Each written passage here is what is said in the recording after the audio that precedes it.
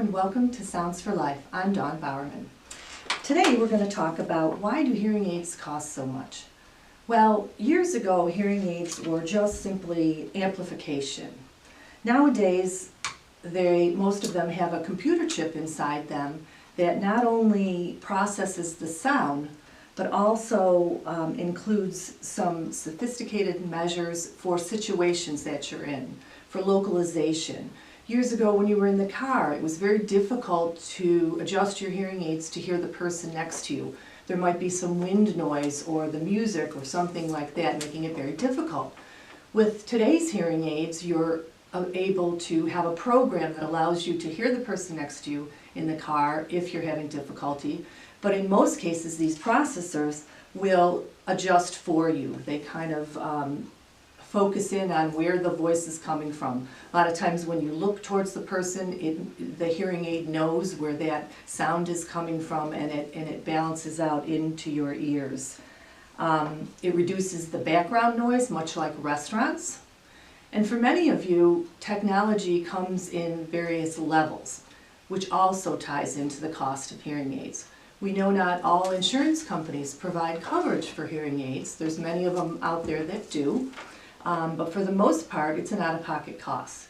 The thing I do want you to remember is that hearing aids are something that you're going to have for 3 to 5 years if properly maintained. So the cost is really not that much for the benefit. Think of it this way, you need your eyes to see, you need your ears to hear what's coming. It could be very dangerous for you if you have a hearing loss, if you don't have it treated and get the hearing aids. Costs shouldn't, stop you from doing that. There's various programs that we have available that will offer you some financing for a year and things like that. But for the most part, for the length of time you have the hearing aids, the cost is nominal. People, ask us that question all the time, and one of the things that I just really wanted to talk about a little bit is, again, the 3 levels of technology that most manufacturers kind of have developed.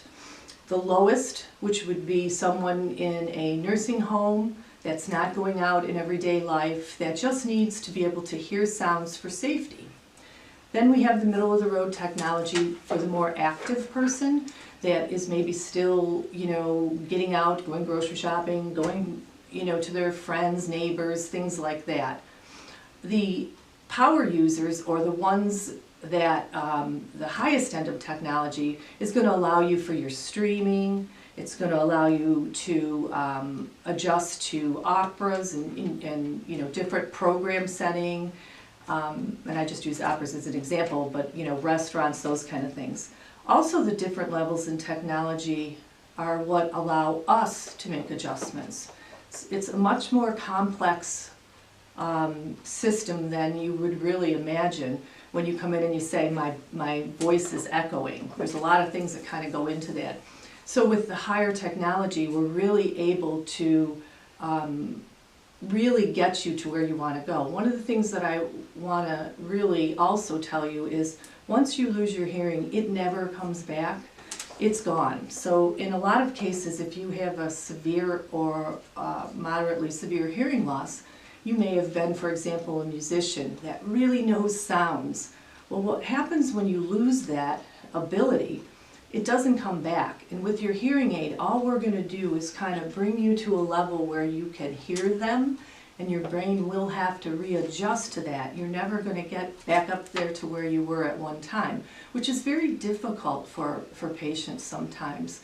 So along with getting you the hearing aids that are perfect for your lifestyle, your environment, and your budget, we also take the time to make sure that we educate you on some of the things that are going to happen. First-time users are sometimes overwhelmed by the sounds that they hear the first time they put their hearing aids on and go out into the world. So we have different levels of users, new users, experienced users, etc. And we can help you through that. We can't help you if you don't tell us, though. So you have to communicate, don't suffer. A lot of times we hear people left their hearing aids in the drawer. Usually that's because they're not programmed properly or the sounds were too loud. Because again, it can be overwhelming. Also what happens is you got to remember hearing loss is gradual. You lose it over time. So those sounds that now are amplified again in the hearing aids are sounds that you haven't heard in a long time. So your brain isn't used to them.